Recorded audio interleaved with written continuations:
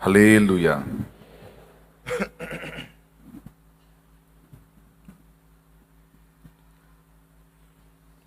నా ప్రార్థనలు ఆలకించువాడవు, నా మనవులకు చెవియొగ్గెదవు. అంతులేనిదయ్య నీ అనురాగము, అంతులేనిదయ్య నీ అనురాగము. అమరం అతి మధురం నీ దివ్య స్నేహము, అమరం అతి మధురం నీ దివ్య స్నేహము.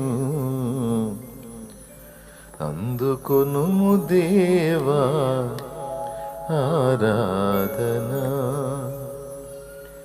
నాదీన స్తుతి నివేదన.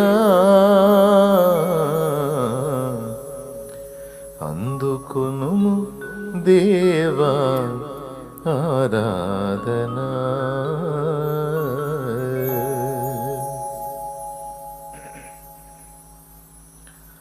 దేవుని గొప్ప నామానికి మహిమ కలుగును గాక. హల్లెలూయా. మాస్క్ పెట్టుకోండి. చూశాను మీ మొక్కలని నాకు పరిచయమే. మళ్ళీ నన్ను గుర్తుపడతాడో లేదని దిగులు పెట్టుకోవద్దు. కరోనా బాగా పోయిందాకా మీ మొక్కలు నేను చూడకపోయినా పర్వాలేదు, కళ్ళు చూసినా గుర్తుపడతాను. నన్ను కూడా మీరంతే గుర్తుపడతారు. చాలాసార్లు నేను ఆశ్చర్యపోయాను. నేను వేరే బట్టలు వేసుకుని ఇక్కడ దాకా మాస్క్ పెట్టుకుని ఓ ప్రదేశానికి వెళ్ళా. ఓ హాస్పిటల్లో పేషెంట్ ఉంటే వెళ్ళా. అంటే అవతల వ్యక్తులు గుర్తుపడడానికి ఏమాత్రం అవకాశం లేని విధంగా నా వస్త్రాలు, మాస్కు హడావుడి. ఎక్కువసేపు కూడా ఆమె పరకాయించి చూసి పరిశోధించి గుర్తుపట్టింది కాదు. వేరే పేషెంట్ని చూస్తా, నర్సు సోదరి అలా చూసి అనయా వందనాలంది. నాకు మైండ్ పోయింది. విచిత్రం అనిపించింది నాకు. ముందు నేను వెళ్ళిన పని ఏమో కానీ అమ్మ ఒక మాట అన్నా, నేననే రేననే కూర్చోన్నాను. నేను ఈ గెటప్లో ఉన్నా కదా, ఎట్లా గుర్తుపట్టాను నన్ను అన్న. నిన్ను గుర్తుపట్టాను అన్న, నువ్వు ఎట్లా ఉన్నా నువ్వు అడు తిరుగునా గుర్తుపడతాంది. ఇంకొద్దులే అని మెలకుండా వెళ్ళిపోయాను నేను. అంటే ఎట్లా గుర్తుపట్టారు ఏమో నాకేం తెలుసు, మొత్తానికి గుర్తుపట్టారు. అట్లాగే మిమ్మల్ని కూడా దాదాపు నా మైండ్లో పెట్టుకుంటా. చాలామంది నా అవగాహనలో ఉన్నారు కాబట్టి మీకు ఆ దిగులు అవసరం లేదు. మాస్క్ పెట్టుకోండి, సరేనా? ఎందుకో మీకు తెలుసు, నాకు తెలుసు. ఇప్పుడు పరిస్థితి కొంచెం ఇబ్బందికరంగా ఉన్నట్టు వార్తలు వినబడుతున్నాయి. నిజమే. ఆల్రెడీ కొన్ని విధాలైన బలహీనతలకు గురై ఉన్నవాళ్ళు ఈ కరోనా వైరస్ వలన కలిగేటువంటి మరొక బలహీనత ద్వారా తొందరగా బలహీనపడి దెబ్బతింటున్న సాక్ష్యాలు కొన్ని వింటున్నాం. ఎక్కువ మందికి నెగిటివ్ రిపోర్ట్ కూడా వస్తూ ఉంది. అంతకుముందన్న వారానికి 15 రోజులకి 21 రోజుకి అట్లా నెగిటివ్ రిపోర్ట్ వచ్చేది. ఇప్పుడు 4 రోజులకి నెగిటివ్ వచ్చేస్తుంది, 5 రోజులకి నెగిటివ్ రిపోర్ట్ వచ్చేస్తుంది. ఎందుకంటే నేను చూస్తున్నాను కదా, కొంతమంది వేరే బలహీనతలు ఉంటే వాళ్ళు కొంచెం జాగ్రత్త తీసుకోకపోతే భయానికి గురైతే, భయానికి అతిగా గురవటం వల్ల కొంతమంది అంతకుముందే కొన్ని రకాల బలహీనతలకు గురయ్యి ఉండి వాటికి తోడు ఇది యాడ్ అయినప్పుడు కొంతమంది అట్లా దెబ్బతిన్న వాళ్ళు ఉన్నారు. అయితే దేవుని కృపను బట్టి కాస్త మంచిగా ఆరోగ్యంగా ఉన్నటువంటి వాళ్ళు ఇది ఒకవేళ వచ్చినా 4-5 రోజుల్లో మళ్ళీ టెస్ట్ చేయించినప్పుడు నెగిటివ్ రిపోర్ట్ వచ్చేస్తుంది. ఇప్పుడైతే దేవుని కృపను బట్టి రకరకాల వైద్య సదుపాయాలు కూడా అందుబాటులోకి వచ్చాయి. కాబట్టి ఫస్ట్ భయపడకుండా ధైర్యంగా ఉండాలి. రెండవది,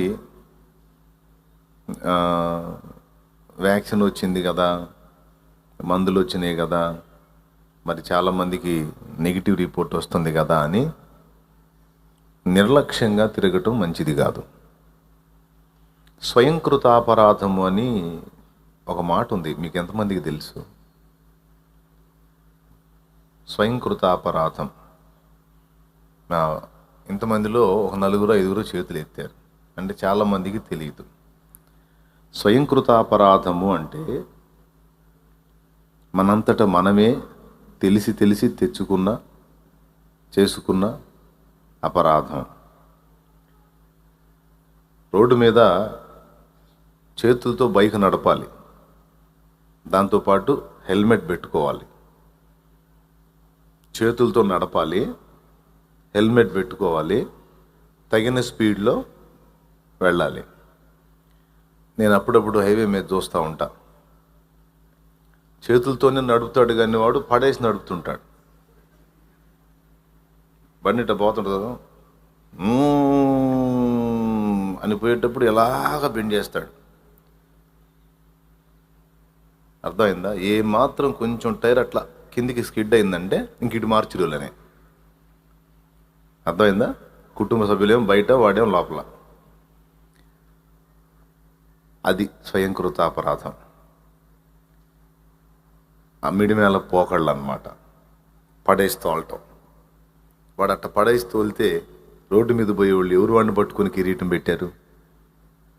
అవతల వాళ్ళకి టెన్షనేగా, ఇంత మిడివేళంగా పోతున్నాడు, ఈ నాగాడొచ్చి గుద్దుతాడు అని. అవునా కదా? అది హెల్మెట్ లేకుండా ప్రయాణం చేయటం స్వయంకృత అపరాధమే.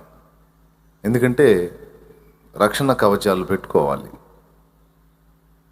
అది చేయకపోతే స్వయంకృత అపరాధం. చేతులు వదిలిపెట్టి వెళ్తూ ఉంటారు కొంతమంది, బండి రన్నింగ్ బాగా రేజ్ ఇచ్చి అలాగే వెళ్తూ ఉంటారు హ్యాండ్స్ వదిలేసి, స్వయంకృత అపరాధం. ఇట్లాగా తెలిసి చేసుకునేటువంటి పనికిమాలిన పనుల వల్ల, నిర్లక్ష్యం వల్ల ప్రాణాలు కోల్పోయేటువంటి పరిస్థితి. ఈ నిర్లక్ష్యం అనేది మంచిది కాదు. అందుకే అందరూ కూడా స్వయంకృత అపరాధం చేయకుండా జాగ్రత్త పడాలి. అంటే మన తప్పు లేకుండా మన వంతు ప్రయత్నం మనం చేస్తున్నావా లేదనే దేవుడు చూడాలి, సాటి మనిషి కూడా చూడాలి. వచ్చేటప్పుడు పరిచారకులకు మీరు సహకరించండి. అంతకుముందు గ్లౌజులు వేసుకునేవాళ్ళు, గ్లౌజులు వేసుకోవట్లేదు, జస్ట్ మాస్క్ మెయింటైన్ చేస్తున్నారు. కొద్ది రోజులు ఈ హ్యాండ్ షేకులు ఆపండి కొద్ది రోజులు. ఓకే. రెండవది వందనాలు. అసలు అందుకే బైబిల్లో వందనాలు చెప్పుకోమన్నాడు. ఒకరినొకరు గౌరవించుకోండి, వందనములతో ఒకరినొకరు పలకరించుకోండి అని. కాబట్టి వందనాలు చెప్పండి. అవకాశం ఉన్నంత వరకు చర్చికి వచ్చేటప్పుడు తప్పకుండా గ్లౌజులు వేసుకొని రండి. లేకపోతే ఆ స్టాల్లో గ్లౌజులు ఆల్రెడీ ఉన్నాయి కదా, స్టాల్లో ఉన్నాయి. ఏంటి 2 రకాలు ఉన్నట్టున్నాయి. పాలిథిన్ గ్లౌజులు కూడా ఉన్నాయి, క్లాత్ గ్లౌజులు ఉన్నాయి. ఇంకా మీరు బాగా సౌండ్ అయితే రకరకాల గ్లౌజులు దొరుకుతాయి మార్కెట్లో. అర్థమైందా? ఇప్పుడు గ్లౌజుల్లో కూడా వాళ్ళ స్థాయిని చూపించుకుంటున్నారు. పర్వాలేదు, మీ స్థాయి చూపించుకోవాలంటే ఇంకా కాస్ట్లీ గ్లౌజులు, కాస్ట్లీ మాస్కులు, ఎట్లనో తిప్పలు పడండి. కానీ గ్లౌజులు, మాస్కులు, కనీస దూరం పాటించటం, దగ్గొచ్చినా తుమ్మొచ్చినా మనసారా ఎదుటోళ్ళ ముఖం మీద చేయకుండా. కొంతమంది అంటారు ముఖం మీద, నేను ఒకనే పోయేది కాకుండా 4 తీసుకెళ్తాను. ఎక్కడికి? ఏకాంత ప్రార్థనకి. దేవునికి స్తోత్రం. అట్లా మొఖాల మీద దగ్గటం, తుమ్ము వచ్చినప్పుడు అందరినీ కలుపుకొని అందరినీ సమీపంలో చూసుకొని పెద్దగా తుమ్మటం ఇట్లా చేయొద్దు. మనం కొంచెం జాగ్రత్త పాటిద్దాం. ఏమంటారు? సరేనా? పరిచారకులు ఖచ్చితంగా కోఆపరేట్ చేయండి. ఈ జాగ్రత్తలు తీసుకొని ఎవరికోళ్ళు ఇక్కడ ఉన్నప్పుడే కాదు, బయట కూడా నీకేదన్నా తప్పనిసరి పని అయితే వెళ్ళు, మాస్క్ పెట్టుకొని గ్లౌజులు వేసుకొని. అది ఇబ్బందిగా ఫీల్ అవ్వద్దు, సిగ్గుగా ఫీల్ అవ్వద్దు. ఇప్పుడు మన ఫేస్ పబ్లిక్లో ఎవరు చూడాల్సిన అవసరం లేదు, మాస్క్ పెట్టుకుందాం. ఒకవేళ నిన్న న్యూస్లో ఇంకొకటి చదివాను, అంటే అది వచ్చినా భయపడాల్సిన అవసరం లేదు, దానికి ట్రీట్మెంట్ ఉంది. మనం కొన్ని జాగ్రత్తలు తీసుకుంటే 4 రోజుల్లో నెగిటివ్ వచ్చింది, అది వేరే సంగతి. అయినా అడుసు తొక్కనేలా, కాలు కడగనేలా అన్నారు కాబట్టి కళ్ళజోడు కూడా మీకు ఒకవేళ సైట్ ఉన్నా లేకపోయినా, తలకాయ నొప్పి ఉన్నా లేకపోయినా, కంటి ద్వారా కూడా అది లోపలికి ప్రవేశిస్తుందనే మాట అన్నారు కనుక, ఇప్పుడు అది మనకు ఎంటర్ అయిందంటే కనీసం 5-6 రోజులు ఓ పక్కన కూర్చోవాలా. ఆ బాధ లేకుండా మనం ఫ్రీగా దేవుణ్ణి మయంపరుచుకొని మన కార్యాలు మనం చక్కబెట్టుకోవాలి అంటే ఏం లేదు, చేతులకి గ్లౌజులు, మాస్కు, ప్లెయిన్ కళ్ళజోడు. తలకాయ నొప్పి లేకపోయినా, సైట్ లేకపోయినా, ఏం లేకపోయినా ప్లెయిన్ కళ్ళజోడు ఇస్తారు. చక్కగా ఒకటి కొనుక్కొని తగిలించండి. కనీసపు జాగ్రత్తలు. ఆల్రెడీ నీకు తలనొప్పో సైటో ఉంటే గొడవ ఉండదు, నాలాగా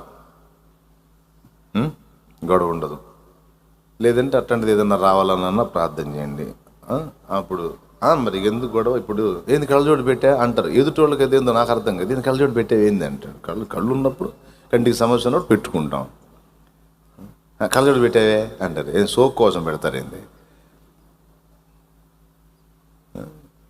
ఇప్పుడు కాబట్టి ఇట్లా అడుగుతూ ఉంటారు అనే ఎందుకు వాళ్ళకి యాడ చెప్పే అనే సమస్య ఉంటే ఏదో చిన్న తలనొప్పికి ప్రార్థన చేసుకుంటే అనుమతిస్తాడు, వచ్చింది. ఇంకప్పుడు పెట్టుకున్నప్పుడు ఏందన్నారు అనుకో, ఏం కళ్ళజోడు పెట్టేవి ఏంది అంటారు అనుకో, తలనొప్పిలే అంటే పోయింది. సరేనా? వద్దులే, మామూలుగా మార్కెట్లో దొరుకుతాయి, రోడ్డు కూడా దొరుకుతాయి.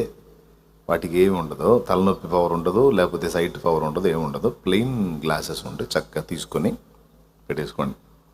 ఇప్పుడైతే ఎవరు అడగరు కళ్ళజోడు ఎందుకు పెట్టావని, కరోనా అను, సైలెంట్గా ఊరుకుంటారు. నేను చెప్పే మాటలు దయచేసి జోక్గా తీసుకోవద్దు. తీసుకుంటే మీకు న్యాయం జరిగిద్ది. ఏం చెప్తున్నా? పరిచారకులు కూడా పరిచర్య చేసేటప్పుడు ఏందదినా అనవాలి. తేడంగా ఉండి పరిచర్యలు జాగ్రత్తగా, ఎవరి పనులు వాళ్ళు జాగ్రత్తగా చూసుకోండి. అందరూ ఐక్యత కోసం మనం ఒకరినొకరు హత్తుకుందాం. వదినా ఇప్పుడు వద్దు, వదినా ఒక్క దెబ్బతో బలైపోతారు కాబట్టి వద్దు. అనయా బెదరావు, ఫేజ్లాట్ బెదరావు, ఇప్పుడు కొంచెం జాగ్రత్త పడండి. ఎందుకంటే బయట పబ్లిక్ టాకింగ్ ఇబ్బందికరంగా ఉంది కనుక జాగ్రత్త. Okay, right. వరుసగా చెప్పుకుందాం. ఏమేమి చెప్పుకున్నాం? ఫస్ట్ నిర్లక్ష్యం, పనికిరాదు, స్వయంకృత అపరాధం చేయకూడదు. రైట్. తర్వాత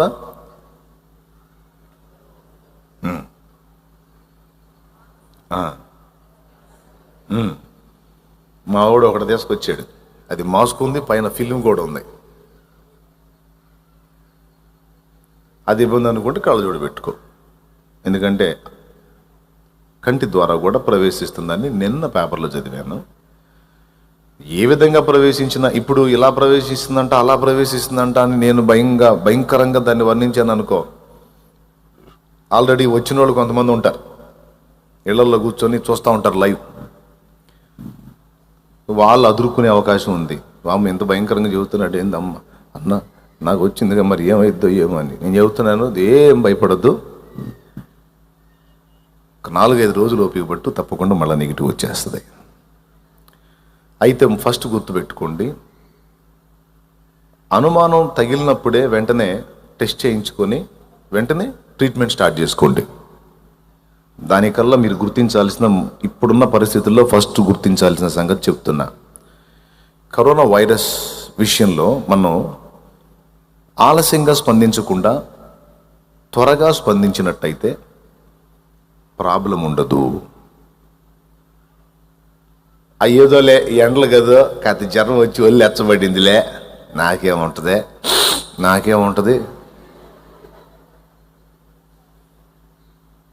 అర్థమైందా? జ్వరం వచ్చి కొద్దిగా ఒళ్ళు ఎచ్చబడిందిలే అని 3-4 రోజులు ఆలస్యం చేసి ఏంది ఎట్టుందంటే ఏందో 4 రోజుల నుంచి ఏందో కథ జ్వరం అనుకున్నా కానీ కొద్దిగా ఏందో మరి ఇప్పుడన్నా చూపించుకోవచ్చు, ఏమైద్దిలే తగ్గిపోయింది కానీ ఇట్లాంటి మాటలు అనొద్దు. నీకు జ్వరం వచ్చింది, కొద్దిగా జలుబుగా కూడా అనిపిస్తుంది అంటే వెంటనే టెస్ట్ చేయించి ముందుగానే కాస్త గోరువెచ్చని నీళ్ళు తాగటం, ఆవిరి పట్టడం, బ్రీతింగ్ ప్రాబ్లం రాకుండా ఫస్ట్ చూసుకోవాలి. గోరువెచ్చని నీళ్ళు వేడి నీళ్ళు తాగమన్నారు కదని తెంపు లేకుండా అదే పనిగా ఎండాకాలం రోజుల్లో వేడి నీళ్ళు అదే పనిగా తాగారనుకో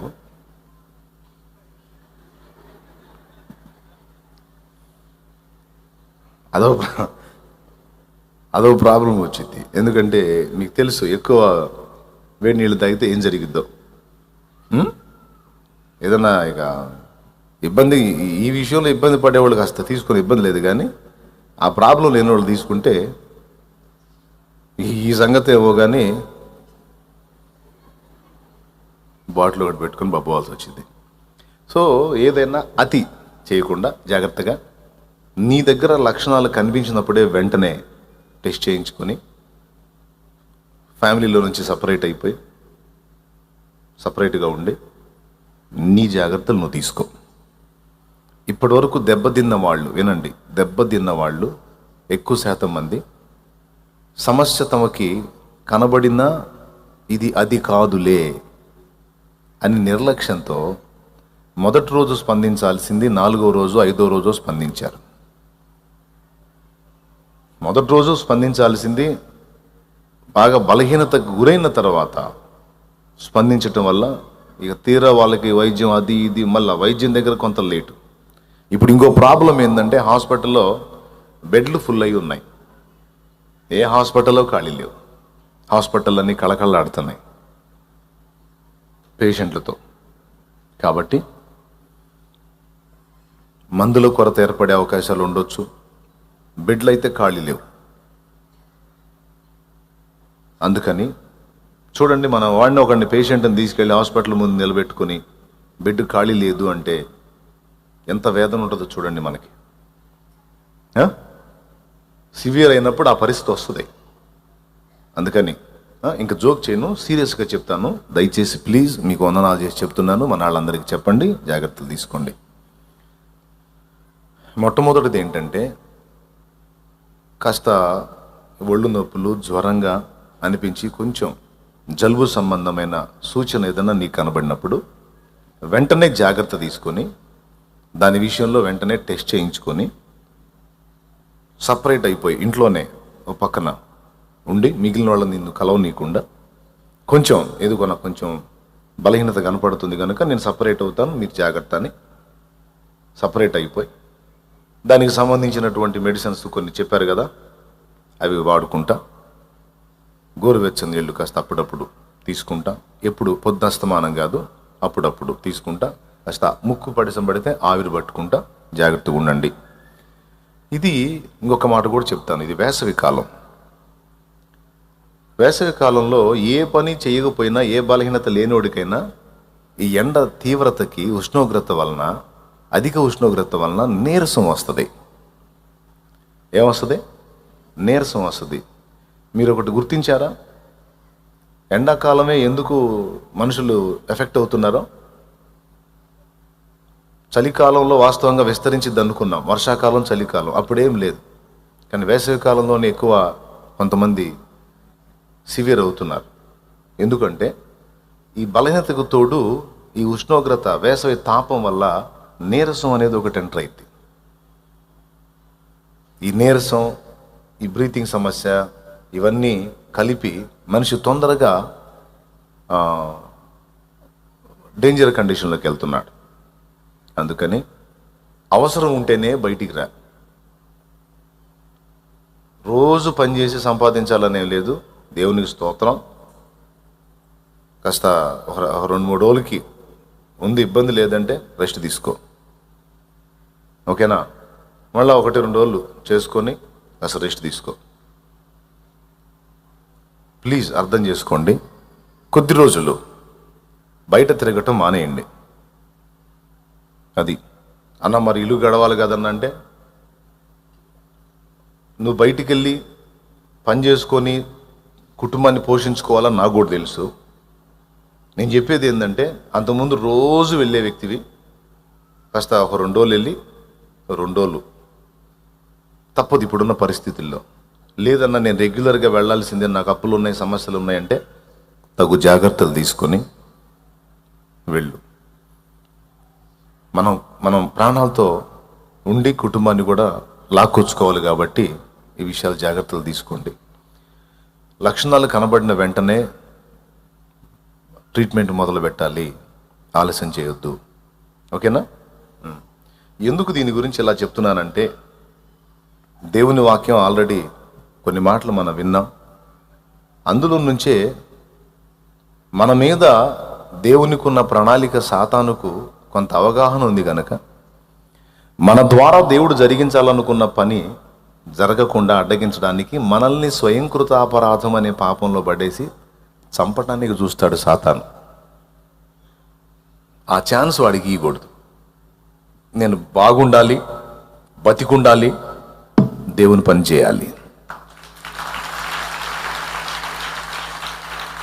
దేవుని కోసం నేను భూమి మీద ఉండాలి, దేవుని చిత్తం నెరవేర్చడం కోసం నేను భూమి మీద ఉండాలి అనే తీర్మానంతో మనల్ని అలాగే మన కుటుంబాలని కూడా అప్రమత్తం చేద్దాం. ఎంతమందికి అర్థమైంది?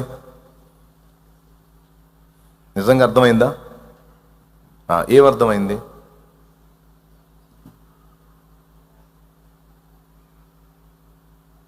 ఏమర్థమైందండి?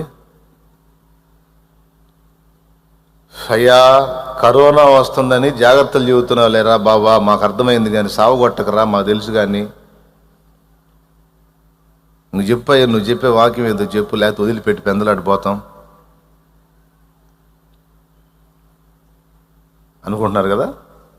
అనుకోవట్లేదా?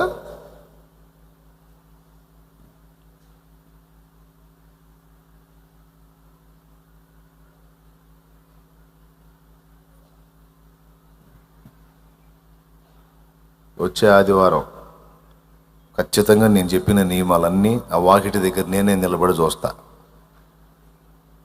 కర్ర ఒకటి తీసుకొని నిలబడతా.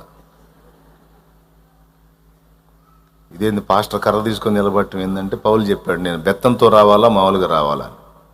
అటు బెత్తం ఒకటి తీసుకొని నిలబడతా. నేను చెప్పిన జాగ్రత్తలు పాటించలేదా, నీ క్షేమం కోసమే 2 బాత్తా. ఎందుకు కొట్టావని అంటే, నిన్ను బతికించుకుందామని తన్నాను అని చెబుతా. ఎవరికైనా నేను ఎందుకు కొడతా కానీ అసలు, అయితే మా చేత తనులు తింటారు కానీ నువ్వు కొడతావా? కొట్టంలే కానీ పిచ్చి పనులు మాత్రం దయచేసి చేయొద్దు. కొంతమంది ఉంటారు మహానుభావులు, మహాతల్లులు, పరిచారకుల్ని మరి కుక్కలు అనుకుంటారో మనుషులు అనుకుంటారో నాకు తెలియదు, అమ్మా అంటుంటారు. పరిచారకులు వాళ్ళకి మనుషుల్లా కూడా కనపడరు. మళ్ళీ విలువల్లోకి వచ్చేటప్పటికి వాళ్ళకంటే విలువైన వీళ్ళు వీళ్ళని కుక్కలు కానీ అన్నట్టు తోలుతూ ఉంటారు. వాళ్ళు చెబుతూ ఉంటారు జాగ్రత్త అమ్మ. దయచేసి ఒకరికి సమస్య ఉంటే 10 మందికి అది ఇబ్బందిగా మారకం ముందే మనం జాగ్రత్త తీసుకోవాలి. స్వయంకృత అపరాధం ఉండకూడదు. కనుక పాయింట్ నెంబర్ 1, వ్యాధి లక్షణాలు కనిపించినప్పుడు వెంటనే ట్రీట్మెంట్ మొదలు పెట్టుకుంటే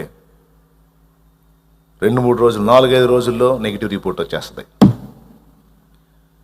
ఏముందిలే అని ఆలస్యం చేసే కొద్దీ సమస్య ఎక్కువ అవుతుంది. గోటితో పోయేదానికి గొడ్డల దాకెందుకు? ఏమండి, అది కొంతమంది నాకు ఇట్లా ఏదో అనుమానంగా ఉందంటే మిగిలిన వాళ్ళు భయపడి దూరం అయిపోతారేమో అని విషయాన్ని చెప్పరు. ఇప్పుడు ఏం లేదు, ఇప్పుడు అంతా హద్దులు దాటిపోయింది. మరి ప్రతి ఇంట్లో ప్రాబ్లం ఎదుర్కొంటానే ఉన్నారు కనుక ఎవరు ఏం అనుకోవడానికి వీలు లేదు, ఎవరేం ఫీల్ గారు. నీకు ఈ సమస్య ఉందని తెలిస్తే నీ ఇంటికి కంప కొట్టేది లేదు, నీ ఇంటికి గుయ్యి అని అంబులెన్స్ వచ్చేది లేదు, నిన్ను తీసుకెళ్ళి ఒక 14 రోజులు అందులో ఉంచేది లేదు, ఏం లేదు. ఇప్పుడు ఎవడు తిప్పలు వాడు పడమనే వదిలేశారు. లాక్డౌన్లో పెడితే పైసలు లేవు, అందుకని గవర్నమెంట్లు ఏం చేసినాయి తెలుసా, చేతులు ఎత్తేసినాయి. మీరు జాగ్రత్తలు మీరు తీసుకుంటారు బాబు అని, ఏదో వ్యాక్సిన్ బోక్సిన్ అని ఏదో వాళ్ళ తిప్పలు వాళ్ళు పడతా ఉన్నారు. కాబట్టి మీరు దయచేసి షాలేము రాజన్న దీన్ని ఇంతసేపు చెబుతున్నాడంటే సమస్య తీవ్రతను గుర్తించి చెబుతున్నాడని మీరు గుర్తించి, ఇక్కడే కాదు మీరు బయట కూడా. ఎందుకంటే నేను మెసేజ్ చెప్పాలంటే మీరు వినాలి కదా, మీరు వినాలంటే ముందు మీరు ఉండాలి కదా. మరి మీరు భూలోక కూటంలో ఉండాలని కోరుకుంటున్నా, ఇప్పుడప్పుడే పరలోక కూటానికి వెళ్ళొద్దని కోరుకుంటున్నా. కాదు కూడా మేము వెళ్తామంటే నేను చేయగలిగింది ఏం లేదు, నా ధర్మంగా అయితే నేను చెప్పా. వినకపోతే చెప్పటం నా ధర్మం, వినకపోతే అబ్బా వందనాలక్క కరెక్ట్గా చెప్పింది, వినకపోతే మా కర్మ అని. కాబట్టి జాగ్రత్త. పాయింట్ నెంబర్ 1 చెప్పండి, ఏం చెప్పాను? జ్వరం కానీ, కాస్త బాడీ పెయిన్స్ కానీ, కాస్త ముక్కు పడిసం పట్టినట్టు కానీ ఉంటే ఖచ్చితంగా పరీక్ష చేయించు. స్టార్టింగ్లోనే తెలుసుకుంటే తర్వాత సమస్య ఉండదు. Okay, right. ఆల్రెడీ లైవ్లో చూస్తున్న వాళ్ళు కానీ, ఇక్కడ కూర్చున్న వాళ్ళు కానీ మీకు ఆల్రెడీ ఆ సమస్య ఉంటే ఫస్ట్ భయపడకండి. భయం సగం దెబ్బతీస్తుంది మనిషిని. మనకున్న సమస్య తీవ్రత కొంచెం అయితే, సమస్య తీవ్రత 20% అయితే, దానికి భయం తోడైందంటే 80% ఎఫెక్ట్ అవుతాం. ఎందుకంటే ఒకటే గుర్తుపెట్టుకో, ప్రాణం పోయిన వాళ్ళు కొంతమంది ఉన్నారని వాళ్ళని చూడొద్దు. ఉదాహరణకి 100 మందికి సమస్య వస్తే 10 మందో దీని విషయంలో ఎఫెక్ట్ అయ్యారు, దాదాపు 90 మంది నెగిటివ్ రిపోర్ట్తో క్షేమంగానే ఉన్నారు.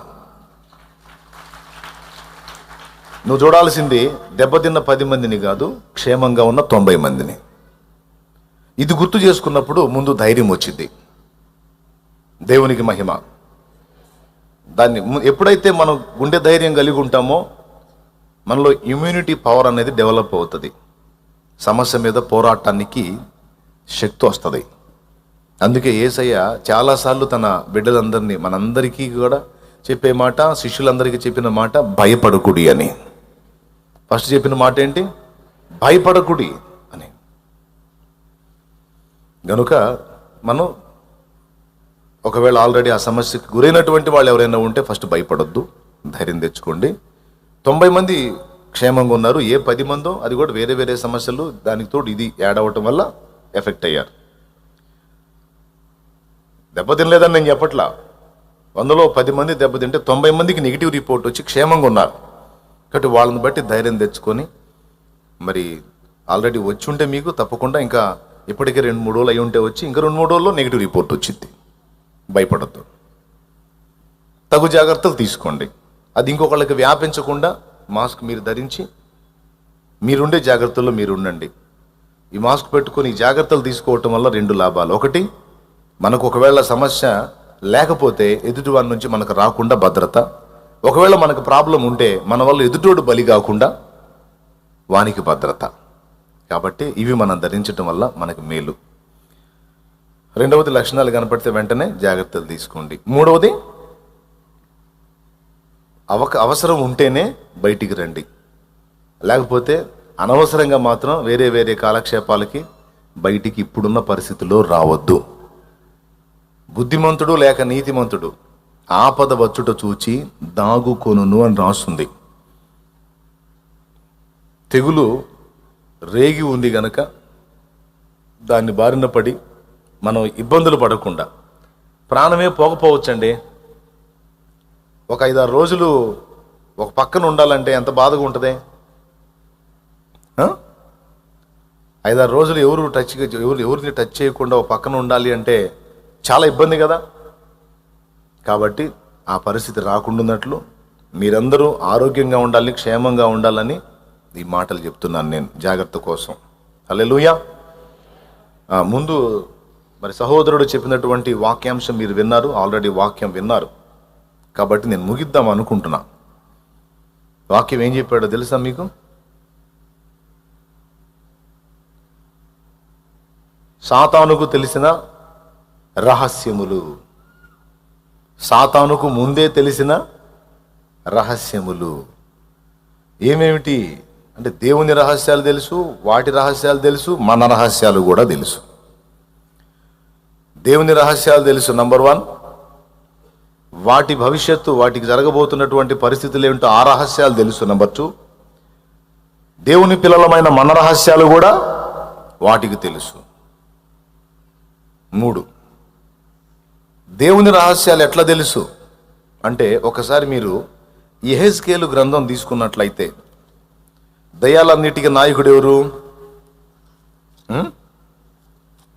దయ్యాలన్నిటికీ నాయకుడు యెహెజ్కేలు గ్రంథం ఒక్కసారి తీయండి, చెప్తా. 28వ అధ్యాయం తీయండి. యెహెజ్కేలు గ్రంథం 28వ అధ్యాయం. చాలా సింపుల్ మెసేజ్, తర్వాత వెళ్ళిపోతాం, మనం ముగించుకుందాం. నేను కూడా ఈ మధ్య మారు మనసు పొందాను, ఎక్కువ టైం తీసుకోవట్లా. మొన్న శుక్రవారం మాత్రం ఒక 2 గంటలు దాటి చెప్పాను. అంశం అలాంటిది మరి.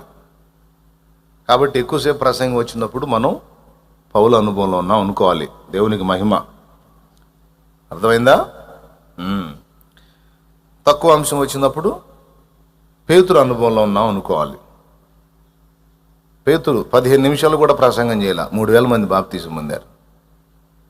పౌలు మర్నాడు వెళ్ళనై ఉండగా రాత్రంతా చాలాసేపు ఆయన వాక్యం చెప్పాడు. పాపం ఒకడైతే కిటికీలో కూర్చొని ముందుకు వెనక్కి ఊగి ఊగి నిద్రమోహం వాళ్ళు ఇప్పుడే కాదు, అప్పుడు కూడా ఉన్నారు. దేవునికి స్తోత్రం. ఎవరన్నా నిద్రపోయేవాళ్ళని చూసి నేను అన్నాను అనుకునేరు. నాకెవరు కనపడట్లేదమ్మా నిద్రపోయేవాళ్ళు, అందరూ కళ్ళు తెరిచే ఉన్నారు. పౌలు టైంలో కూడా పాపం నిద్రపిచ్చేవాళ్ళు ఉన్నారు. కొంతమందికి ఏముందో అర్థం కాదు, కానీ మరీ దారుణం. ప్రార్థన స్టార్టింగ్లోనే మోస్తుంటారు, బలవంతంగా కళ్ళు తెరుతుంటాయి, వదిలేరుగా అని పడిపోతుంటాయి. ముందుకి వెనక్కి ఊగి ఊగి ఊగి బయటపడ్డాడు కింద, పై అంతస్తు నుంచి కింద పడి ప్రాణం పోయింది. అయితే పౌలు గారు దిగి వెళ్ళి ఆ చచ్చిపోయినోడి కోసం ప్రార్థన చేసి బతికించి తిరిగి పైకి తీసుకొచ్చి కూర్చోబెట్టి మళ్ళా వాక్యం మొదలుపెట్టాడు. ఆయన ఎంత భయంకరుడో చూడండి. కాబట్టి మరి ఈరోజు అయితే పేతురు అనుభవంలోనే ఉందాం అనుకుంటున్నాను నేను. మరిగా చూడండి, యెహెజ్కేలు గ్రంథము 28వ అధ్యాయం. పేతురు అనుభవం అంటే సింపుల్ మెసేజ్, ఆల్రెడీ హెచ్చరికలు చేశాను. అంటే దేవుని వాక్యంలో 2 ముక్కలు మీకు అందిస్తాను. ఓకే, 28వ అధ్యాయము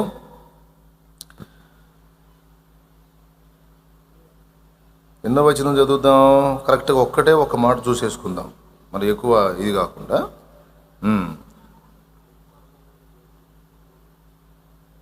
ఆ ఒక్క మొక్క చదివితే సరిపోద్ది. అందుకని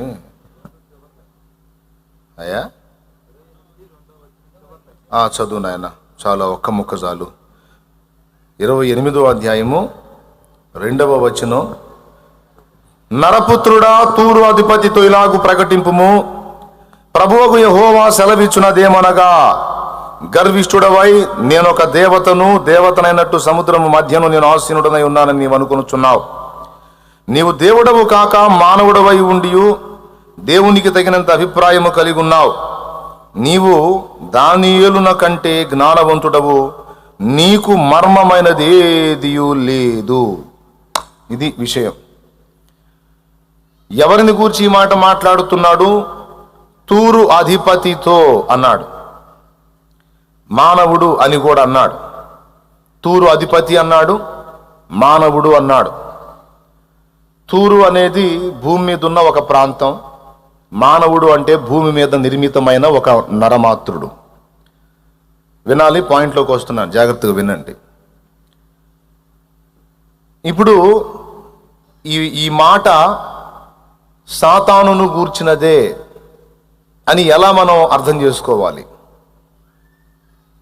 సాతానును గురించి మనకు కొంత మ్యాటర్ దొరికేది, ఎక్కువ మ్యాటర్ ఇక్కడే యెహెజ్కేలు గ్రంథము 28వ అధ్యాయములోనే ముఖ్య సమాచారం అంతా ఇక్కడ తెలుస్తుంది సాతాను గురించి మనకి అని. నేనే కాదు, కొంతమంది దైవజనులు కూడా ఈ అధ్యాయాన్ని చూపించి సాతాను గురించి బోధిస్తారు.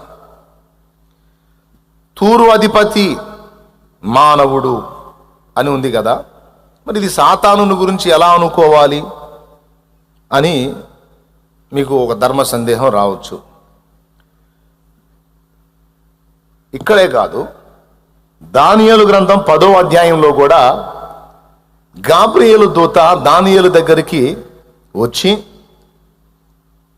నేను ఎప్పుడో ప్రార్థన చేశాను, ఇప్పటికి 21 రోజు అయింది, ఇప్పుడు అంటయా నాకు సమాధానం ఇచ్చేది అని దానియేలు అడగక మునిపే, దానియేలు నీవు బహుప్రియుడవు, దాని యొక్క భావం, ఆ దర్శన భావం తెలుసుకోవాలని నీ మనసు నిలిపిన ఆ మొదటి దినమందే దాని గురించి నీకు చెప్పమని నాకు ఆజ్ఞ జారీ అయింది. ఆ ఆజ్ఞను బట్టి నేను నీకు దాన్ని వివరించాలని బయలుదేరి వచ్చాను. ఎప్పుడు? నువ్వు మొదలుపెట్టినప్పుడే. అయితే పారసీకుల అధిపతి నన్ను అడ్డగించెను 21 దినములు. పారసీకుల అధిపతి, పారసీక రాజ్యము భూమి మీద ఉన్న ఒక రాజ్యమే, తూరు రాజ్యం లాగా. పారసీకుల అధిపతి అంటే అతడు ఒక మానవుడే. కానీ ఇక్కడ తూరు అధిపతి, అక్కడ పారసీకుల అధిపతి. అధిపతి అంటే అర్థం మీకు తెలుసు. భూమి మీద ఉన్న ఒక మానవుడు, బాగా వినండి, భూమి మీద ఉన్న ఒక మానవుడు, ఒక తూరు ప్రాంతపు రాజు కాలుచున్న రాళ్ల మధ్యలో ఉండటమేంటి? దేవునికి తగినంత అభిప్రాయము కలిగి ఉండటం ఏమిటి? అతనికి మర్మమైనదేది లేకపోవటం ఏమిటి? అతడు ఒక కెరూబై ఉండటం ఏమిటి? యెహెజ్కేలు 28లో మనకు కనపడుతున్న సంగతి అది. ఇక దానియేలు గ్రంథం 10వ అధ్యాయములో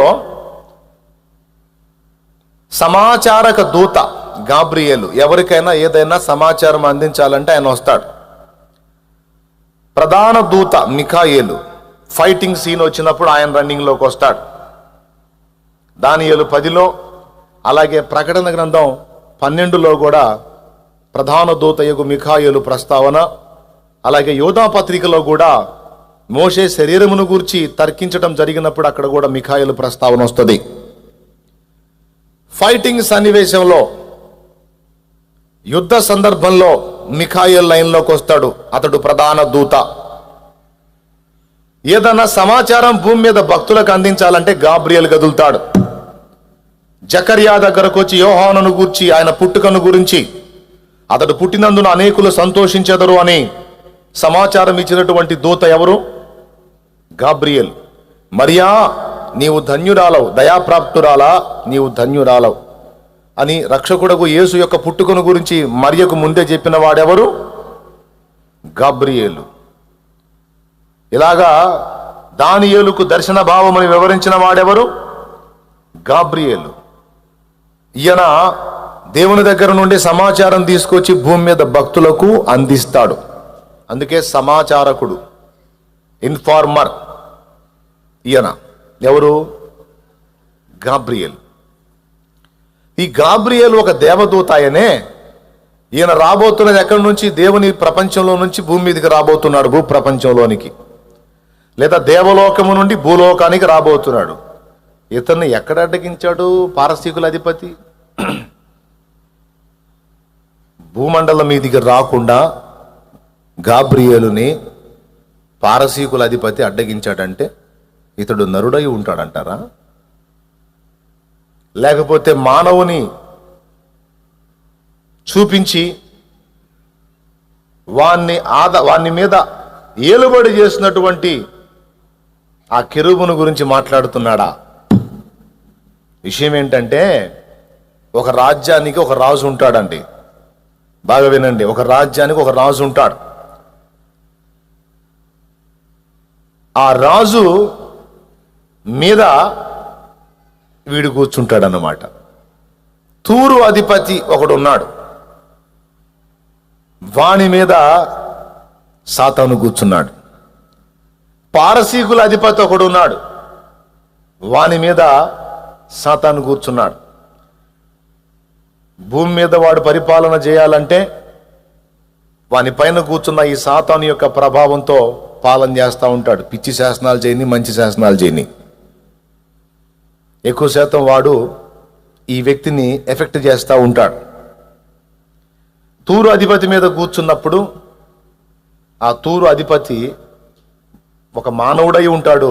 అదే టైంలో ఆ మానవుడిని ఏలుబడి చేస్తున్న ఒక కెరూబు, అదే పడద్రోయబడిన ఒక కెరూబు సాతాను కూడా అయి ఉంటాడు. అందుకే మానవుడిని చూపిస్తాడు, మళ్ళా వాని గురించి వివరించేటప్పుడు మాత్రం నువ్వు ఒక కెరూబు అయి ఉన్నావు, కాలుచున్న రాళ్ల మధ్యలో ఉన్నావు, నీకు అన్నీ తెలుసు, నీకు మరుగైనది ఏదీ లేదు అని మాట్లాడతాడు. అంటే ఈ మాటలన్నీ నిజంగా తూరు అధిపతి ఒక అక్షరార్థమైన మానవుడి గురించి కాదు, వాన్ని ఏలుబడి చేస్తున్నటువంటి అపవాదికి సంబంధించిన మాటలు. పారసీకుల అధిపతి అని మాట్లాడితే, పారసీకుల అధిపతి మానవుడు ఆకాశంలోకి వెళ్ళి దూతను అడ్డగించడం కాదు. ఆ పారసీకుల అధిపతి మీద కూర్చొని ఏలుబడి చేసేటువంటి ఆ కెరూబు ఎవరైతే ఉన్నారో, ఆ పడద్రోయబడినటువంటి ఆ అధికారం పోగొట్టుకున్నటువంటి ఆ దూత, ఆ మాజీ దూత, అపవాది గాబ్రియల్ని అడ్డగించాడు అన్నమాట. అందుకే మనిషి పేరు చూపిస్తాడు, వర్ణనంతా ఏమో ఒక కెరూబును గురించి వర్ణిస్తాడు. బలహీనుడైన మానవుడి పేరు, మానవుడి అడ్రస్ చూపిస్తాడు, వర్ణనంతానేమో ఒక బలీయమైనటువంటి దూతను గురించి మాట్లాడతాడు. ఎంతమందికి అర్థమైంది? అర్థం కాకపోతే నేను చేయగలిగింది ఏం లేదు, మళ్ళీ నేను చెప్పను. దేవునికి మహిమ. అర్థమైన వాళ్ళని అడిగి తెలుసుకోండి. పాయింట్కి వస్తా. ఇక్కడ ఏమంటున్నాడంటే, నీవు దానియేలు కంటే జ్ఞానవంతుడవు, నీకు మర్మమైనది ఏది లేదు అన్నాడు. అంటే దేవుని రహస్యాలు తెలుసు, వాళ్ళ భవిష్యత్ రహస్యాలు తెలుసు, మన రహస్యాలు కూడా కొంతమేర తెలుసు. సమస్తము ఎరిగిన సర్వజ్ఞుడైతే కాదు, ఎందుకంటే సమస్తము ఎరిగిన సర్వజ్ఞుడు ఒక్కడే, దేవుడు. రహస్యములు యెహోవాకు చెందును అన్నాడు. అయితే ఎంతవరకు తెలుసు అంటే, దేవుడు భూమి మీద మానవ జాతిని నిర్మింపక మునుపు దేవదూతల ప్రపంచం చేసినప్పుడు మొట్టమొదట ఒక గొప్ప ఆధిక్యత పొందినటువంటి కెరూబు ఎవరైతే ఉన్నాడో, ఆ కెరూబుకి వాని భక్తిని బట్టి, వాని యొక్క ఆసక్తిని బట్టి, దేవుని ప్రేమను బట్టి ఆయన ప్రణాళికలో చాలా భాగం వానితో ప్రస్తావించాడు. వానితో ప్రస్తావించడం ఏంటి, మనతో కూడా ప్రస్తావించాడు. ఇప్పుడు ఆయన ఎందుకు భయభక్తులు నిలిపిన మనందరికీ కూడా ఆయన రహస్యాలన్నీ గ్రంథ రూపంలో ఇచ్చాడు. చూడండి, దాచిపెట్టుకోడు, ముఖ్యాంశాలన్నీ కూడా చెప్తాడు తనకు సమీపంగా ఉన్న బిడ్డలకి. అలాగే వానికి కూడా కొన్ని ప్రాముఖ్యమైనటువంటివి అందినాయి. దేవరహస్యాలు కొన్ని తెలుసు వాడికి, వాని భవిష్యత్తు తెలుసు, మన భవిష్యత్తు కూడా కొంతమేర తెలుసు, మొత్తం తెలియదు. కొంతమేర తెలుసు అని నేను ఎలా అంటున్నానంటే, మోషే యొక్క పరిస్థితి ఏంటో వాడు ఎరిగి ఉన్నందున 2 ఏళ్ల బాలకుడుగా ఉన్నప్పుడే, 2 ఏళ్ల బిడ్డగా కూడా కాక మునిపే మోషేని దెబ్బతీయాలని చూశాడు. యేసు ప్రభు యొక్క భవిష్యత్ రహస్యం తెలుసు కనుక 2 ఏళ్ల పసికందు అయ్యి కాకముందే ఆయన కూడా దెబ్బతీయాలని, మోషేని చంపించడానికి ఫరోలో ఉండి క్రియ చేస్తే యేసయ్యని దెబ్బతీయటానికి హేరోదులో ఉండి క్రియ చేశాడు. అంటే రాజుల మీద కూర్చుంటాడు వీడు, వాళ్ళ చేత పిచ్చి శాసనాలు చేయిస్తాడు అన్నమాట. అర్థమైందా? నీకు మర్మమైనది ఏది లేదు అంటే అర్థం ఏంటి? నా ప్రణాళిక అంతా కూడా దాదాపు మానవ జాతి విషయంలో, దూతల విషయంలో, మానవుల రక్షణ ప్రణాళిక విషయంలో దాదాపు మొత్తం నువ్వు ఎరిగే ఉన్నావు అని చెప్పగానే చెప్పాడు దేవుడు. బాగా వినండి, దేవునికి స్తోత్రం చెప్పండి ఒకసారి. టైం ఎంతండి? ఎదురు గడియారం పెట్టలా? నా దగ్గర వాచ్ అన్న పెట్టండి. ఈరోజు నేను వాచ్ పెట్టుకున్నాను, లేకపోతే క్లుప్త ప్రసంగం కాస్త భయంకర ప్రసంగం అయింది. రైట్, మీ క్షేమం చూడు ఎంత కోరుకుంటున్నాను నేను. వాచ్ పెట్టించుకున్నా ఇక్కడ దగ్గరలో. తెలుసు అన్నది మీకు అర్థమైంది కాబట్టి ఇందాక చిన్నోడు చెప్పాడు, దేవుని విషయాలు తెలుసు, దేవుని మనసు ఏందో తెలుసు, వాళ్ళ ఫ్యూచర్ ఏంటో తెలుసు. ఈ రెండు మీరు విన్నారు. ఇక మన విషయం కూడా వానికి తెలుసు కాబట్టి మనం భవిష్యత్తులో ఏమేం చేస్తామో, ఎలా తయారవుతామో మన ఆరంభపు అనుభవాలను బట్టి, దేవుడు మన విషయంలో తీసుకునే శ్రద్ధను బట్టి వాడు గుర్తుపడతాడు.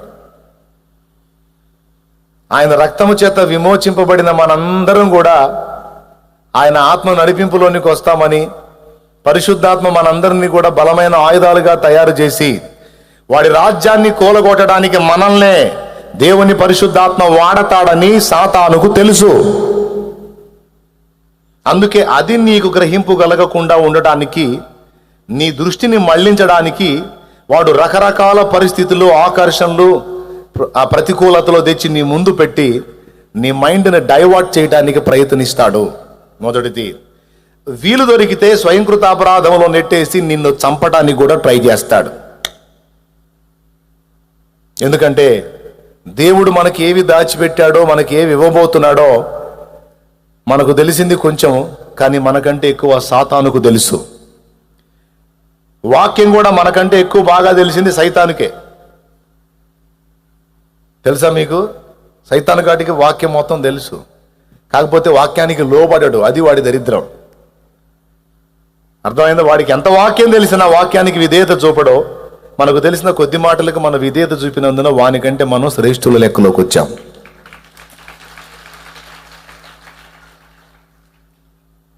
ఏమేం చేస్తాడు?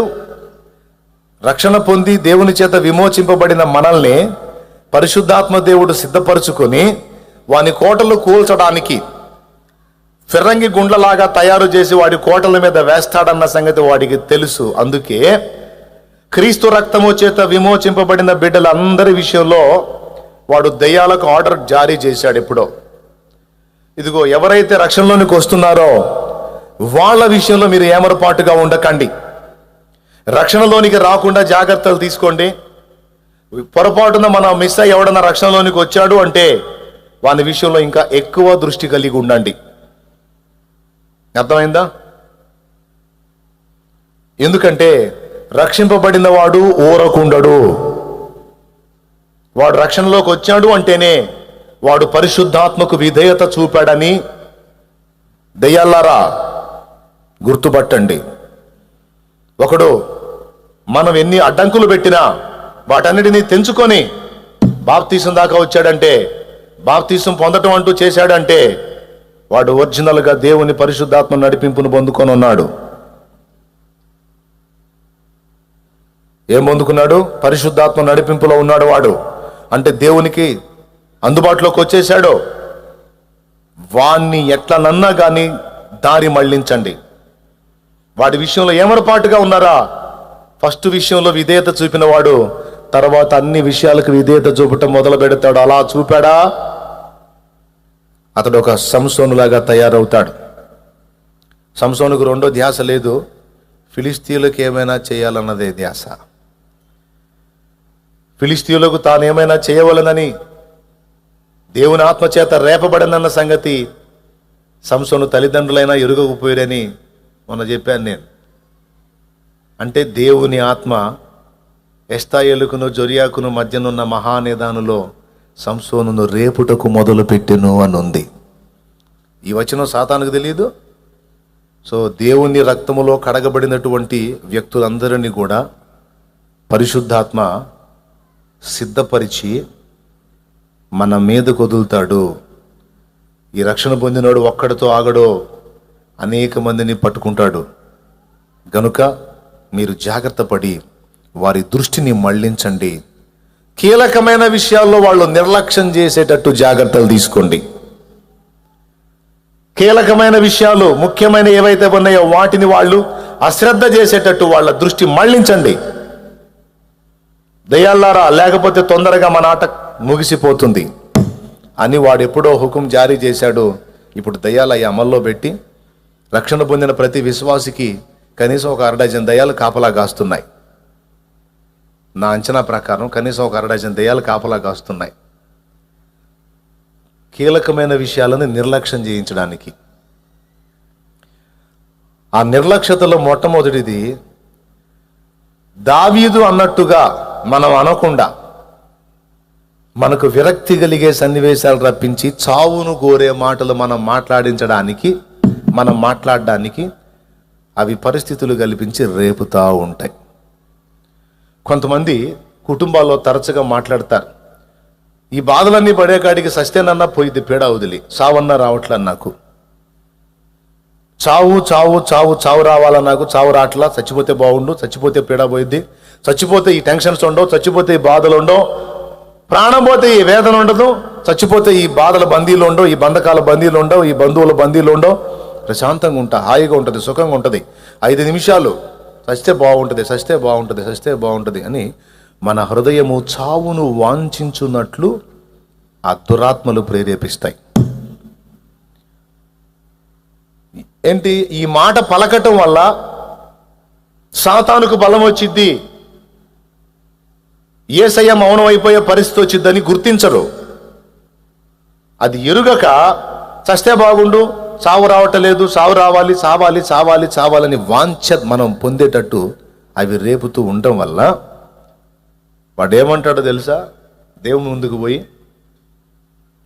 ఆ వ్యక్తి నోట ఏమి అపేక్షిస్తున్నాడో చూడు ప్రభువా, చూడు దేవా, మీ దావీదు పలికినట్టు పలుకుతున్నాడా? నేనైతే చావను, బ్రతికి ఉండి దేవుని క్రియలను. ఎక్కడుందా వచనం? తెలుసా మీకు ఎక్కడుందో? త్వరగా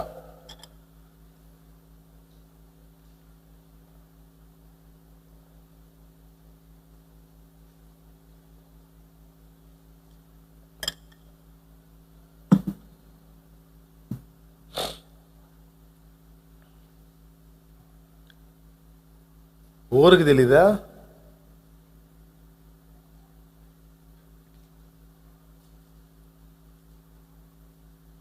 తీయండి, ఒక 5 నిమిషాలు టైం ఇస్తాను.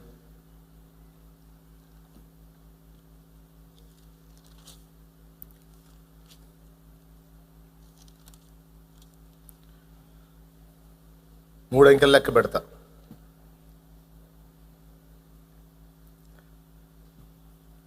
అద్భుతమైన మాట పలికాడు దావీదు. నేనైతే చావను, బ్రతికి ఉండి దేవుని క్రియలను వివరించేది. నేను చావాలి చావాలి చావాలి చావాలి అనే పదాకలు మనం వాడుతూ ఉంటే సింహాసనం మీద దేవుడు కూర్చొని ఉంటాడు, ఒక పక్క అపవాది, మరో పక్క యేసయ్య ఉంటారు. సింహాసనం మీద తండ్రి కూర్చుంటాడు.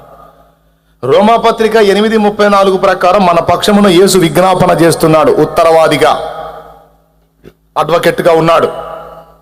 అపవాదేమో ఫిర్యాదిగా ఉన్నాడు.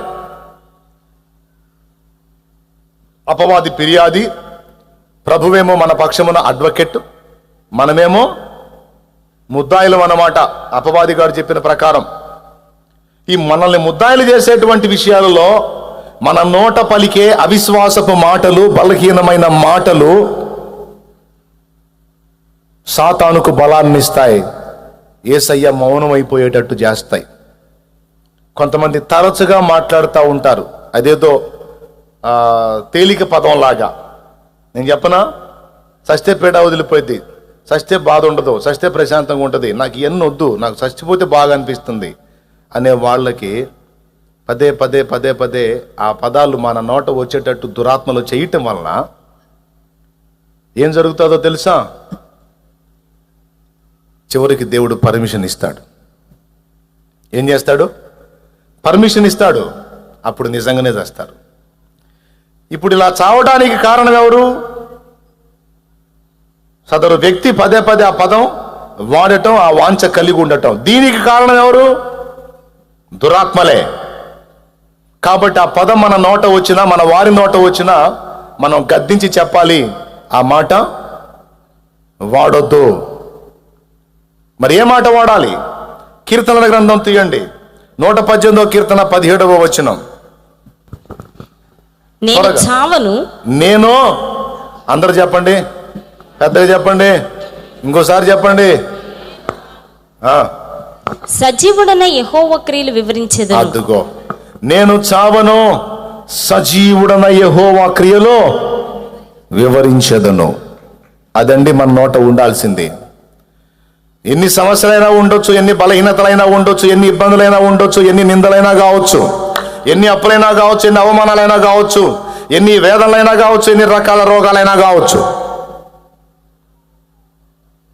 మన నోట ఉండాలి విశ్వాసముతో కూడిన మాట. అదేంటంటే, నేను చావను. ఈ మాట పట్టుకుంటాడు యేసయ్య. ఇన్ని రకాల శ్రమలలో ఉండి కూడా దురాత్మలు ఎంత భయంకరంగా శోధించినా, ప్రేరేపించినా, నా తండ్రి, నా కుమార్తె నోట ఏ మాట ఉందో చూడు తండ్రి, నా కుమారుడి నోట ఏ మాట ఉందో చూడు తండ్రి. ఏమంటున్నారు? నేను చావను, నేను బ్రతికుంటాను. అది కూడా ఎందుకో తెలుసా తండ్రి? బ్రతికుండి సుఖభోగాలు అనుభవించాలని నా పిల్లలు అనటల్లా. మరి ఏమంటున్నారు తెలుసా?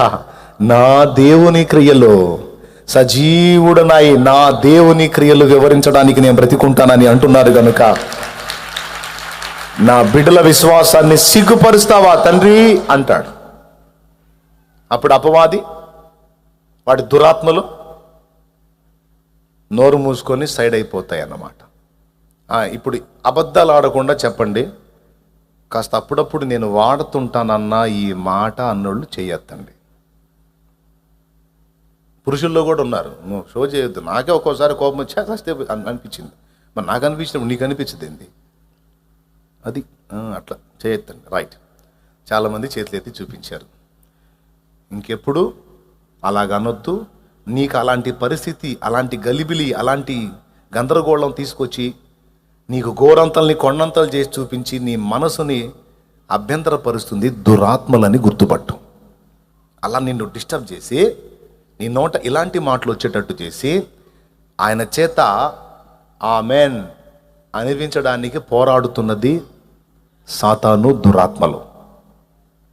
నీ దృష్టి మళ్లించడానికి ట్రై చేస్తాయి. నీకున్న పరిస్థితులు గోరంతలు కొండంతలుగా చూపించి నీవు తరచు ఇలాంటి పదాలు వాడేటట్టు చేస్తాయి. కాబట్టి ఆ పదం ఇక నీ నోట ఎత్తొద్దు. నేను చావను, సజీవుడనై ఉండి దేవుని క్రియలను వివరించదను. ఒకప్పుడైతే నా జీవితం నా కొరకు అనుకొని విరక్తులు అలా అన్నాను, కానీ ఇప్పుడు నేను సాతాను కోటలు కూల్చడానికి దేవుడు ఏర్పరచుకున్న పాత్రనే. ప్రకటించడం చేత కాకపోతే ప్రార్థన చేసి కూలుస్తా, ప్రార్థన చేయడం కూడా చేత కాకపోతే పరిచర్య చేసి వాడిని ఎదుర్కొంటా. నాకు ఏ అవకాశం దేవుడు ఇస్తాడో, ఏ రూట్లో ఇస్తాడో ఆ రూట్లో వాడి కోటలు కోల్చాలి. అందుకోసం నేను బతకాలి. ఎంతో మంది జీవితాలను నాశనం చేస్తున్నాడు వాడు. ఎంతో మందిని అగ్నిగుండానికి చెరబట్టి ఈడ్చుకుపోతున్నాడు. అయ్యో, వేల వేల ఆత్మలు నరకానికి వెళుతున్నాయి వాడి వల్ల. నన్ను ఊరికనే రక్షించుకున్నాడా? నా కోసం ఊరికనే ప్రాణం పెట్టి విమోచించాడా? కాదు కాదు, నేను ఆయన కొరకు బ్రతకాలి, ఆయన క్రియలు లోకములో వివరించాలి.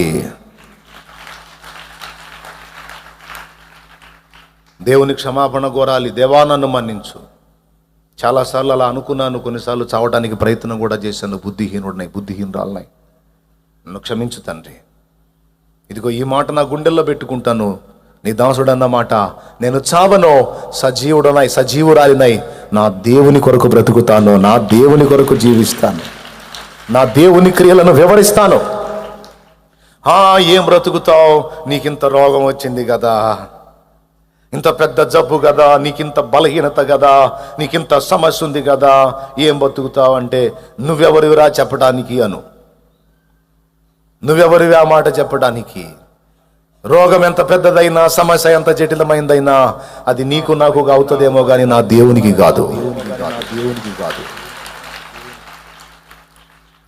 నా దేవుడైతే చెప్పలేదు, అమ్మో ఇది నాకు కూడా అలివి కాని సమస్య, ఈ జబ్బు నాకు కూడా కష్టమే అని యేసయ్య చెప్పలా. ఆయన పొందిన దెబ్బల చేత మనకు స్వస్థత కలుగుచున్నది. పచ్చని దాన్ని ఎండిన దానిగాను, ఎండిన దాన్ని పచ్చని దానిగాను చేయగల దేవుడు నా దేవుడు. కాబట్టి పాడైపోయినాయి అనుకున్న నా అవయవాలు తిరిగి కొరతవిగా ఆయన చేయగలుగుతాడు. నాకు విశ్వాసం ఉంది, నీకేందిరా బాధ? ధైర్యంగా చెప్పు. ఎందుకు బతకాలనుకుంటున్నావో కూడా చెప్పు దేవునికి, నిన్ను అడిగిన వాళ్ళకి. ఎందుకు అంటే నా దేవుని కొరకు, నా దేవుని క్రియలను వివరించుట కొరకు, నా దేవుని కార్యాలు చేయట కొరకు, యెహోవా యుద్ధములు జరిగించుట కొరకు నేను బ్రతకాలి. దేవునికి మహిమ. ఈ తీర్మానం ఉండాలి. అది లేకుండా చిన్న చిన్న అల్లిబిల్లి సమస్యలు తీసుకొచ్చి, అసలు సమస్యలే కాదు, చిన్న చిన్న అల్లిబిల్లి సమస్యలు తీసుకొచ్చి ఇంత చూపించి, వాడు భూతత్వంలో చూపించడంలో మంచి పనోడు, చూపించి నీ ప్రాణాన్ని నువ్వే తీసుకునేటట్టు ప్రేరేపిస్తాడు వాడు, దురాత్మలు. కాబట్టి ఈ కీలకమైన విషయాన్ని గుర్తుపట్టండి. ఎందుకంటే మనల్ని ఫ్రీగా వదిలిపెడితే మనం ఎంత చేస్తామో వాటికి తెలుసు. అందుకే రౌండ్ చేసి ఉంటాయి అన్నమాట. రెండవది, ఫస్ట్ ఏం చెప్పాను, మన ప్రాణమును మనం నిర్లక్ష్య పెట్టున్నట్లు అవి శోధిస్తాయి. నంబర్ 1 రాసుకో. ఎందుకంటే మనం బతికుంటే ఊరుకోంగా. రెండవది, మన దృష్టి కోల్పోయేటట్టు చేస్తాయి అవి. ఎక్కువసేపు చెప్పను, ఇంకా ఈ 2 ముక్కలే వినండి. మన దృష్టి కోల్పోయేటట్టు చేస్తాయి. విలువైనవేమో విలువలేనివిగా చూపిస్తాయి, విలువలేనివేమో విలువైనవిగా చూపిస్తాయి. అవి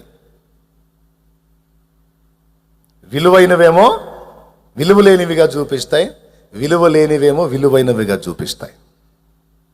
దురాత్మలు, వాటి నాయకుడు ఇచ్చిన ట్రైనింగ్ అది.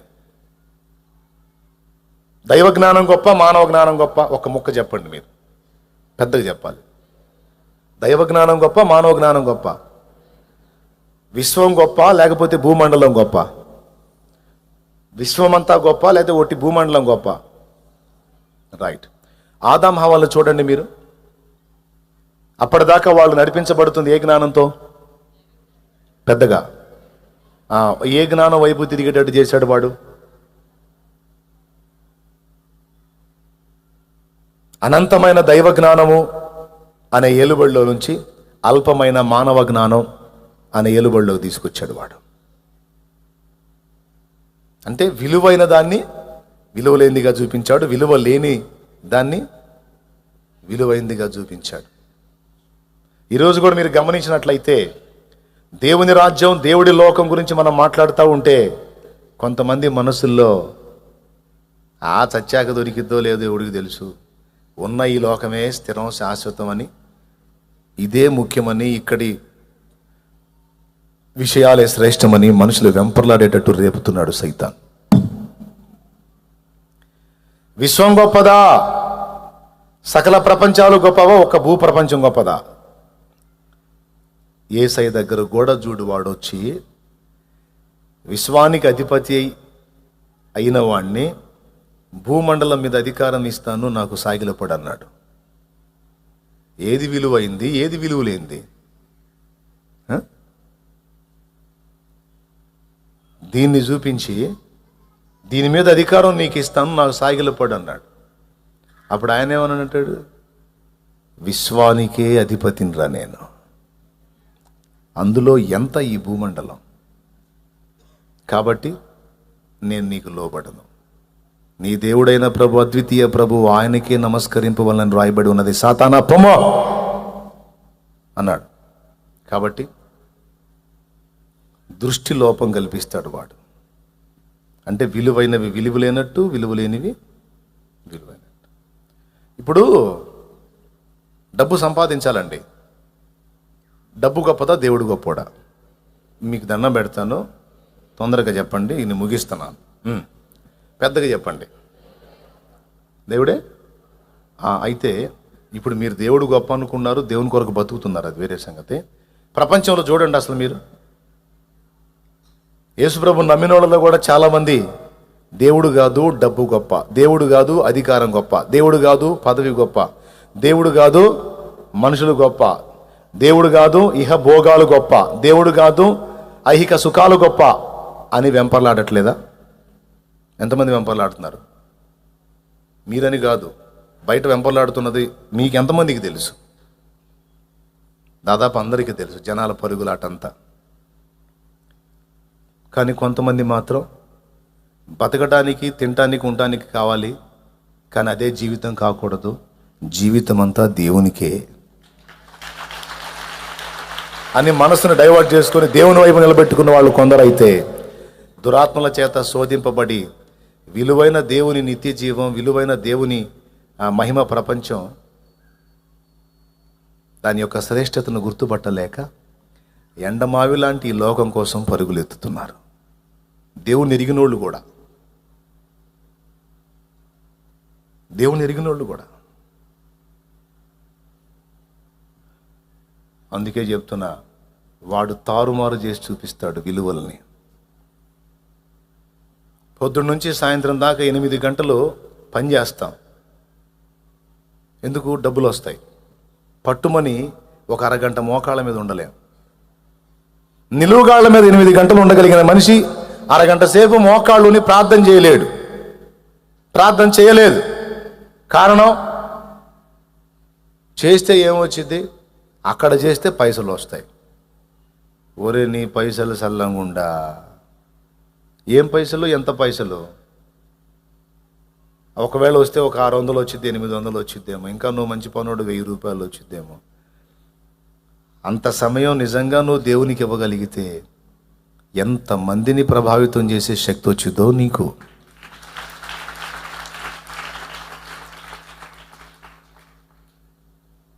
గుర్తుపట్టండి, విలువలు తారుమారు చేసి చూపిస్తున్నాడు.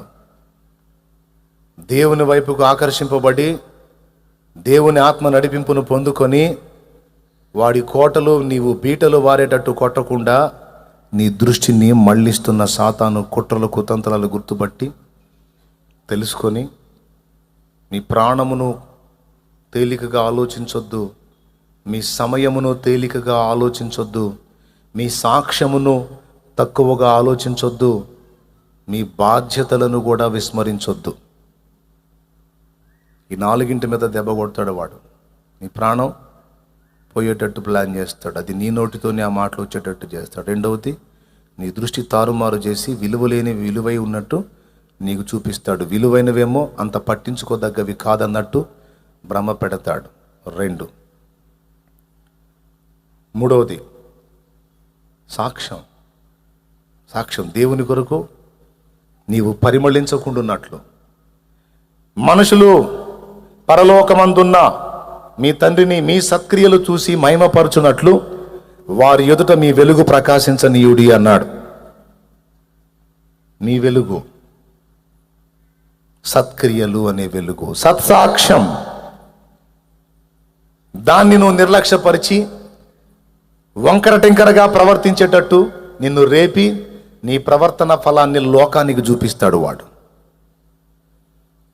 ఎవరిని బట్టి ప్రజలు రక్షింపబడాల్సి ఉందో, ఎవరిని బట్టి ఆత్మలు దేవుని రాజ్యంలో చేర్చబడాల్సి ఉందో వాళ్ళ జీవితాలలోనే వంకర టింకర్లు రప్పించి వాళ్ళ సాక్ష్యమే చెడిపోయేటట్టు చేసి, వాళ్ళ చెడ్డ సాక్ష్యాన్ని సమాజానికి అందుబాటులోకి వచ్చేటట్టు చేసి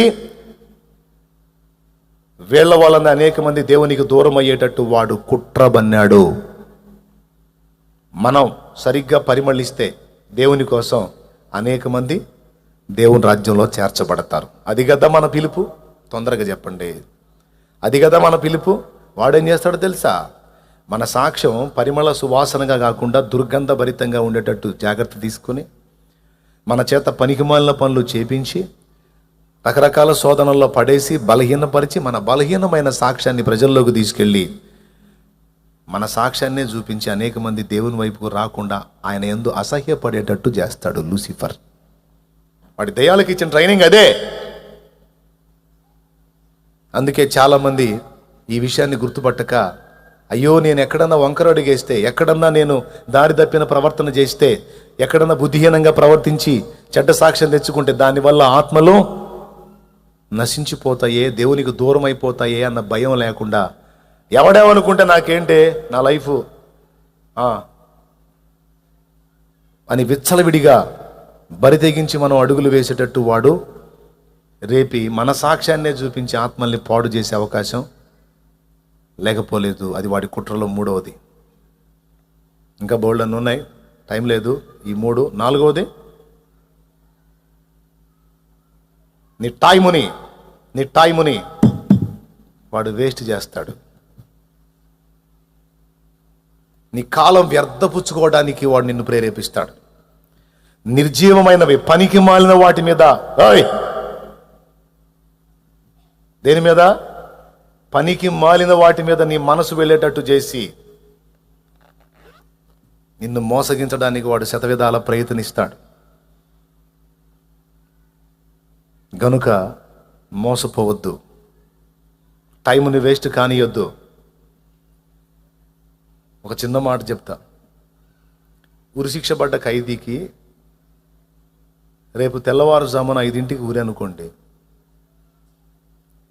ఈ రోజు నుంచి వాడికి ప్రతి నిమిషము ప్రతి గంట విలువైందే కదా. ఒక్క నిమిషాన్నన్నా వాడు పోనిస్తాడా? ప్రతి నిమిషాన్ని అర్థవంతంగా వినియోగించుకోవడానికి జాగ్రత్త తీసుకుంటాడు. అలాగే మన విషయంలోకి వచ్చేటప్పటికి మనకు ఎంత టైం నిర్ణయించాడో తెలియదు గనక మనకు ప్రతి నిమిషము ప్రతి గంట ప్రతి గడియ విలువైనదిగానే ఉండాలి. నేను చెప్తున్నా కదా, ఎవరైనా నాతో ముఖ్యమైన విషయాలు కాకుండా ఉబుసుపోక మాట్లాడుతుంటే పరమ చిరాకు పుట్టింది నాకు. ముఖ్యమైన విషయాలు కాకుండా ఇక వేరే సోదంతా చెబుతున్నారు అనుకో, నాకు చాలా చేదర పుట్టింది. అయితే వాళ్ళ ముందు బయటపడి అనను కానీ మనసులో బాధపడుతుంటాను. నేను నాతో మాట్లాడగోరినప్పుడు, నాతో సమయం తీసుకున్నప్పుడు ముఖ్యమైన సంగతులే నాతో చెప్పాలి. ఇంక వేరే విధంగా టైం వేస్ట్ చేయకూడదు. ఎందుకంటే నా టైం విలువ నాకు తెలుసు. నీ టైం విలువ నీకు తెలియకపోతే అది వేరే సంగతి. నా టైం విలువ నాకు తెలుసు. కాకపోతే ముఖం మీద అంటే నొచ్చుకుంటారు, కాస్త చిన్నపిల్లల్లాగా ఉన్నారు, ఎదగలేదని కొంతమందిని అర్థం చేసుకొని చిన్నగా ఓర్పుతో విని ప్రార్థన చేసి అవతలికి వెళ్ళిపోతా. కానీ లోపల వేదన పడుతుంటా. ఎందుకంటే ప్రతిరోజు ప్రతి గంట ప్రతి నిమిషం ప్రతి సెకండ్ నాకు విలువైందే. అందులో నేను చేయాల్సిన ఏవో ఉంటాయి. అర్థమైందా? టైం వేస్ట్ చేసుకోవటం నాకు ఇష్టం ఉండదు. ఉంటే మనుషుల మధ్యలో దేవుని గురించి మాట్లాడుతూ, దేవుని గురించి పాడుతూ, ప్రకటిస్తూ, ప్రార్థిస్తూ దేవుని పక్షంగా మనం మనుషుల మధ్యలో ఉండాలి. లేదా మనుష్య ప్రపంచంలో నుంచి దూరంగా ఏకాంతంలోకి వెళ్ళి మనుషుల పక్షంగా విజ్ఞాపన చేయడానికి దేవునితో నన్ను గడపాలి. ఈ రెండే నాయి. మళ్ళీ చెప్తున్నా, ఉంటే దేవునితో మనుషుల పక్షంగా విజ్ఞాపన చేయటానికి దేవునితో నన్ను గడపాలి ఏకాంతంగా. లేకపోతే దేవుని పక్షంగా మనుషుల మధ్యలోకి వచ్చి దేవుని గురించి ప్రకటించటం అన్నా చేయాలి. ఈ రెండే ముఖ్యమైన పనులు. ఇక మిగిలిన పలకరింపులు, మిగిలిన కుటుంబ బాధ్యతల విషయాలు అన్నీ కూడా నామమాత్రంగానే ఉంటాయి. ఎందుకు? కాల విలువ నాకు తెలుసు. కొన్ని పనులు త్వర పెడతా ఉంటాను నేను. కొంతమందికి అర్థం కాదు. ఇప్పుడు కావాలంటాడు, ఇప్పుడు అయిపోవాలంటాడు. ఎట్లా అవుతుంది అని కొంతమంది జుట్టు పీక్కుంటా ఉంటారు. కానీ నేను త్వర పెడతా. ఎందుకు? టైం విలువ నాకు తెలుసు కాబట్టి. ఒక పని కావాలి, రెండు మాటలు అట్టా ఇటా పద్దాకలా అయిద్దా? ఎప్పుడైద్ది? కాదా? ఎందుకు కాదు అని వసంతాలు ఆడుతా కూర్చొని, అయిందా లేదా? కాదా? తీసేయి, ఇంకో ప్రయత్నం చేద్దాంపా. రెండు మాటలు. ఎందుకు? వాడు టైం వేస్ట్ చేస్తాడు. కానీకూడదు మనం. నేను చెప్పే ఈ మాటల విలువ ఆత్మ సంబంధమైన వాళ్ళందరికీ అర్థమైద్దని అనుకుంటున్నాను. 4 సంగతులు చెప్పాను. మొదటిది, నీ ప్రాణమును నీవు నిర్లక్ష్యపరచునట్లు. అది ఎట్లా? ఇందాక చెప్పానే, విచ్చలవిడిగా జాగ్రత్త లేకుండా ప్రయాణించటాలు, ప్రవర్తించటాలు ఫస్ట్ చెప్పాను. ఇప్పుడు తెగులు గురించి చెప్పాను.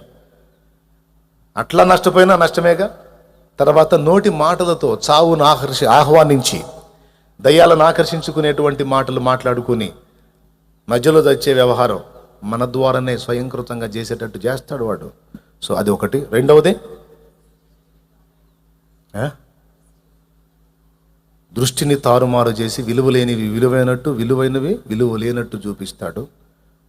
3, ఏ సాక్ష్యంతో నువ్వు మనుషుల్ని దేవుని కొరకు సంపాదించి సాతాను కోటలు కూల్చాలో అదే సాక్ష్యాన్ని దెబ్బతీసి అసలు నిన్నే చూపించి ప్రజలు దూరం అయ్యేటట్టు చేస్తాడు వాడు. నిజంగా ఇది అర్థమైతే ఎంత బాగుండండి మీకు. ఇది అర్థమైతే ఎంత బాగుండండి మీకు. ఏ వ్యక్తిని ఒక ఫిరంగి గుండులాగా చేసి వాడి కోట మీద వేయాలని పరిశుద్ధాత్మ గాచుకున్నాడో ఆ వ్యక్తినే దురాత్మలు శోధించి చెడ్డ సాక్ష్యం తెచ్చి ఈ వ్యక్తి జీవితాన్ని చూపించి అనేక మంది భ్రష్టు పట్టేటట్టు చేస్తాయి. ఇది చాలా చాలా ముఖ్యమైనది. 3వది. 4వది, నీ కాల విలువ నువ్వు గుర్తుపట్టకుండా, నీకు ఇచ్చినటువంటి విలువైన టైం, విలువైన జీవితం దేవుని విషయంలో వెచ్చించకుండా దాన్ని రకరకాల వ్యాపకాలతో వ్యర్థపుచ్చుకునేటట్టు మోసగిస్తాడు వాడు. తెలుసువాడికి నువ్వు దేవునితో కూర్చుంటే ఎంత డేంజరో, తెలుసువాడికి నువ్వు దేవుని పక్షంగా లోకంలోకి వెళ్తే ఎంత డేంజరో, తెలుసువాడికి నువ్వు దేవుని కోసం ప్రయాసపడితే ఎంత బహుమానం ఉందో, తెలుసువాడికి నువ్వు దేవునితో ట్యూన్ అయితే ఎంత మందిని ప్రభావితం చేస్తావో, తెలుసువాడికి నువ్వు మోకాళ్ళేస్తే ఎంత డేంజరో, తెలుసువాడికి నీ సాక్ష్యం పరిమళిస్తే ఎంతమంది దేవుని వైపుకు ఆకర్షింపబడతారో వాడికి తెలుసు. అందుకే అవేవి జరగకుండా వాడు నిన్ను మోసగించడానికి కొన్ని దయ్యాలను రక్షింపబడిన ప్రతి విశ్వాసి చుట్టూ పెట్టాడు. వాళ్ళేం బలవంతం చేయరు, కానీ సందు దొరికితే దెబ్బతీయటానికి కాచు కూర్చుంటారు అన్నమాట. ఎంతమందికి అర్థమైంది? నిజంగా అర్థమైందా? లైవ్లో ఉన్న వాళ్ళు కూడా అర్థమైందని నేను అనుకుంటున్నాను. అర్థమైతే సంతోషం, అర్థం కాకపోతే ఇంతవరకు మళ్ళీ వినండి, తప్పకుండా మీకు అర్థమైద్ది. ప్రార్థన చేద్దాం. ఒకసారి పైకి లేచి నిలబడండి, ముగించుకుందాం.